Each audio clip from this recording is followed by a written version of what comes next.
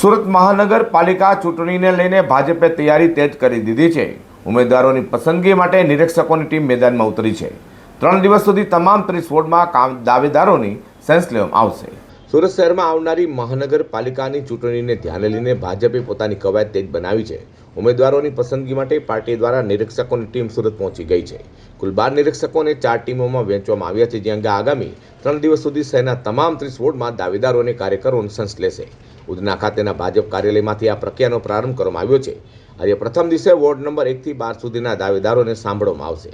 ત્યારબાદ ગુરુવારે ward number 13 થી 24 અને અંતિમ દિવસે શુક્રવારે વોર્ડ નંબર 25 થી 30 સુધીના દાવેદારોની રજૂઆત લેવામાં આવશે। આ સમગ્ર પ્રક્રિયા બાદ દરેક બેઠક માટે 3 સંભવિત ઉમેદવારોની યાદી તૈયાર કરી પ્રદેશ ભાજપને સોંપવામાં આવશે। ત્યારબાદ અંતિમ ઉમેદવારોની પસંદગી કરવામાં આવશે, જે લઈને સ્થાનિક રાજકારણમાં ભારે રસ જાગ્યો છે।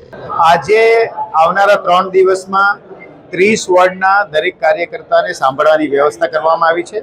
આજે પહેલા દિવસે 12 વોર્ડની ટોટલ 4 ટીમ, દરેક ટીમમાં 3 સભ્યો છે અને સવારે 10 વાગ્યાથી રાત્રે 10 વાગ્યા સુધી દરેક કાર્યકર્તા પોતાની વાત રજૂ કરી શકે એની વ્યવસ્થા સુરત મહાનગરે કરી છે।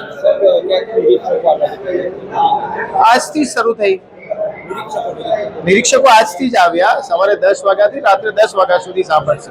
સ્થાનિક સ્વરાજ્યની ચૂંટણી લઈને ભાજપના નિરીક્ષકોની ટીમ સુરત આવતા દાવેદારો અને કાર્યકરોમાં પણ ઉત્સાહ જોવા મળ્યો હતો।